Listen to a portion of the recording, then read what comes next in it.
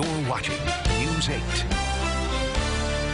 CPA Michelle Staebell is back with us. Michelle, great to see you. We are talking about mid-year tax planning, which, as you know, is not a new concept for this segment, but perhaps talking to some new viewers who might be considering it this year. Why? There are so many new tax law changes just for 2021 that would impact some families, particularly families with young children with like moderate to low taxable incomes that probably get W-2s and have never thought about changing anything in the past because they get consistent refunds. This is the year to take a look at 2021 now to see if any changes should be made now mid-year. What tax law changes are influencing this thinking? There's an increased child tax credit, so it's up to $3,600 for children under 6 and $3,000 for children between 6 and 17.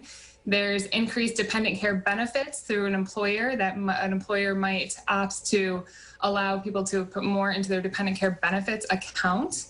There's also increased dependent care credits. There's just so many changes this year for 2021 alone because of the pandemic that would influence could influence a taxpayer's situation for 2021. What types of changes would someone consider under these circumstances?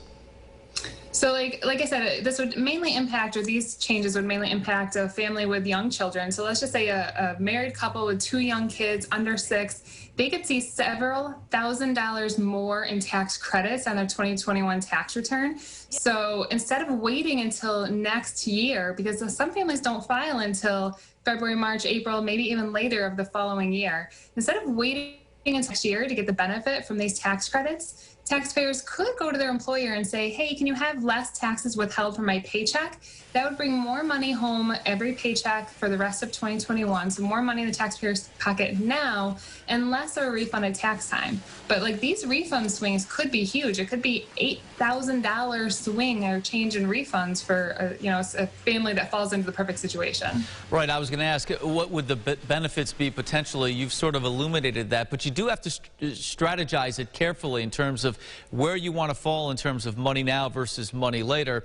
And there's another consideration. This is not going to last forever, at least as of the moment, right? No. So if a taxpayer does take advantage of the tax planning opportunity available to them now and change their withholdings, have more money in their paycheck, please keep in mind that in 2022, as far as we know, everything is going to revert back to the old lower credits. So a taxpayer would want to go back to their employer and increase their withholding to stay in line because nobody wants a surprise, 2 years down the road when they owe a lot of taxes plus penalties plus interest. That would not be good. For sure. Let's leave it there. Consult a trusted CPA if this sounds interesting and something you might want to consider. Michelle, as always, thank you. If you missed any of our conversation, we'll have it online as well at rochesterfirst.com.